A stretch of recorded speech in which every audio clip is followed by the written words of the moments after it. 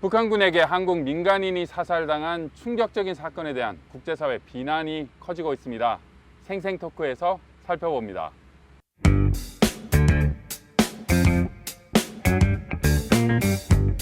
미국의 수도 워싱턴에서 매주 전해드리고 있는 RFA 자유아시아 방송의 생생토크입니다. 북한군에 의한 한국 민간인의 피살 사건이 발생해 한반도의 정치적 또 군사적 긴장감이 높아지는 상황입니다.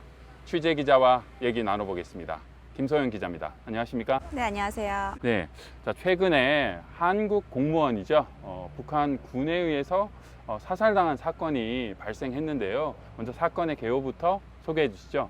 네, 한국 정보당국은 24일 공식 발표를 통해서 이에 3일 앞선 21일 월북을 목적으로 서해상을 표류하던 한국 공무원 A 씨가 북한군에 의해서 발견이 돼서 총살이 됐고 그 시신이 소각된 것을 잠정 확인했다고 발표를 했습니다.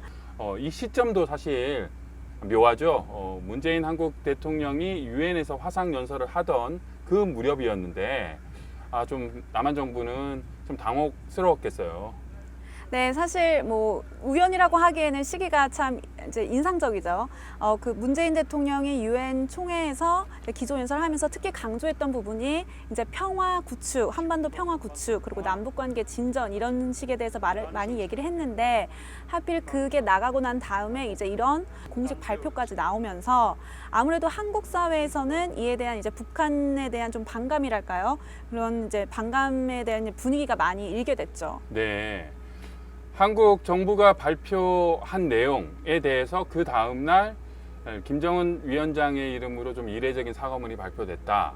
여기에 대해서는 긍정적 또는 부정적인 평가들이 있는데 먼저 내용을 좀 소개해 주시죠. 네, 우선은 한국에서 코로나 바이러스로 가뜩이나 고생하고 있는 한국 정부와 국민들에 대해서 이런 실망감을 안겨드리게 돼서 대단히 미안하다. 좀 다소 강도 높은 사과 발언을 했고요.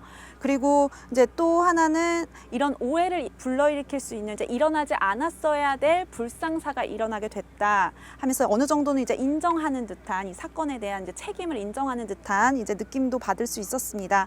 그리고 이런 남북 관계를 좀 악화시킬 수 있는 일이 우리 측에서 발생한 데 대해서 다시 사과한다고 거듭 사과하는 그런 내용들이 담겨져 있는 것으로 볼 수 있습니다. 네. 사건도 사건이지만 조금 전에 언급했듯이 이렇게 한국 정부 발표 다음 날 북한의 최고 책임자가 전격적으로 사과한다라고 하는 미안하다라고 하는 그 표현이 담긴 사과문을 공개한 것이 이례적이다라고 하는 것이 전반적인 언론의 반응인데요. 미국에 있는 한반도 전문가들은 어떻게 봤습니까? 네, 말씀하신 것처럼 제가 대화를 나눴던 워싱턴에 있는 한반도 전문가들 같은 경우는 매우 드문 일이다. 그러니까 특이한 일이다.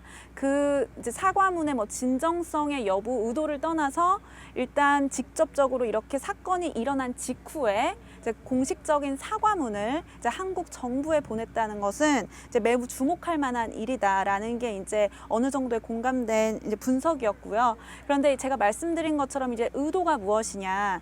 대부분의 전문가들은 김정은 위원장이 자신의 어떤 정치적인 이해가 없이는 이러한 행동을 쉽사리 하지 않기 때문에 그 행동에는 사과문을 발송한 데는 다분히 정치적인 의도가 깔려 있다. 그런데 이런 의도가 무엇인가에 대해서는 여러 가지 의견들이 나올 수 있는데요. 예를 들어서 제가 얘기를 나눴던 미 국익센터의 해리 카지아니스 한국 담당 국장 같은 경우에는 지금 북한이 올해 들어서 대북 제재로 이미 경제적인 어려움을 겪고 있는데 코로나19에 지금 태풍 여러 차례, 3차례 정도 크고 작은 태풍이 있지 않았습니까? 그래서 지금 북한 내부가 굉장히 어려운 상황이거든요.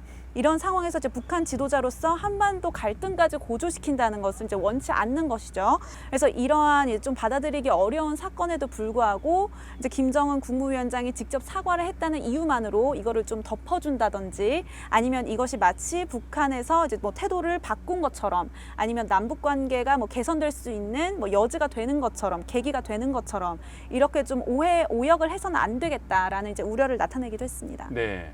또 무장하지 않은 한국 민간인이 북한 군에 의해서 사살당한 사건이 이번이 처음이 아니지 않습니까? 그죠? 네, 사실 이번 사건으로 지금 가장 많이 얘기가 다시 나오고 있는 것이 12년 전인 2008년 금강산에서 있었던 박왕자 씨 피격 사건입니다. 이제 당시 관광객으로 이제 금강산을 방문했던 박 씨 같은 경우에는 이거는 지금 북측의 주장입니다. 나중에 나왔던 이제 박 씨가 이제 새벽에 해변을 이제 혼자 걷고 있었는데 이제 군사 지역 쪽을 좀 침범했다고 해요. 그래서 이제 바로 이제 북한 군인들이 이제 박 씨를 발견하고 총살을 했던. 근데 이제 뭐 증거 자료가 있지도 않고 이거는 이제 100% 이제 북측의 주장이기 때문에 진실은 알기 어렵지만 당시 논란이 됐던 것은 어쨌든 관광지 주변에서 이제 민간인 말씀하신 것처럼 뭐 군인도 아니고 이제 민간인이 혼자 걷고 있는데 바로 총살을 했다는 것은 이제 인권 어떻게 보면은 생명권에 대한 침해 그리고 그거에 대한 이제 뭐 정확한 이유나 뭐 진상 규명이 없었다는 거 이것 때문에 이제 당시 논란이 많이 됐었고요. 제가 조사한 바로는 당시에는 뭐 북한 지도자가 아니라 뭐 관광 이제 담당하는 부서의 한 대변인이 이제 서한을 보내서 이제 한국 쪽에 유감스럽게 생각한다. 근데 유감스럽게 생각한다고 하면서도 이 책임을 이제 한국 쪽에 이제 한국이 사과를 해야 되고 이 일이 재발하지 않도록 한국에서 대책을 세워야 한다. 어떻게 보면 좀 적반하장식의 이제 책임을 한국에 돌리는 식의 뭐 유감이라고 표시하긴 했지만 그래서 사과문으로 보기는 좀 어렵죠. 네. 북한이 자신이 저지른 일, 뭐 피살이라든지 사살이라든지 이런 일에 대해서 사과를 했던 그 전례가 몇 번 있죠. 네, 그렇습니다. 저도 좀 궁금해서 좀 찾아봤는데요. 1968년 청와대 무장공비 침투 사건, 그리고 1976년 판문점 도끼 만행 사건이 이제 좀 대표적이라고 볼 수 있겠습니다. 그 무장공비 침투 사건 같은 경우에는 그 사건이 있은 지 4년 후에 김일성 이제 주석이 그 당시에 이제 한국에서 왔던 중앙정보부장과 면담 시에 이제 4년 전에 이런 일이 있었던 거에 대해서 대단히 미안하게 생각한다.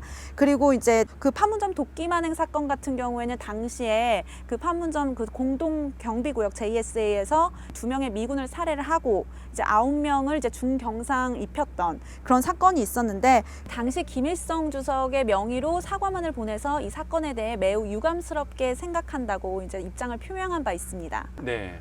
자, 북한이 사과문을 보냈지만 과연 사건의 진상은 어떻게 확인이 될 수 있을지 더 중요한 거는 이런 사건이 재발되지 않도록 구조적으로 또 체계적으로 방비책이 마련될 수 있을지 또 주목됩니다. 오늘 생생토크는 서해상에서 북한군에 의해서 피살된 한국 민간인의 사망 사건에 대한 파장을 취재기자와 함께 살펴봤습니다.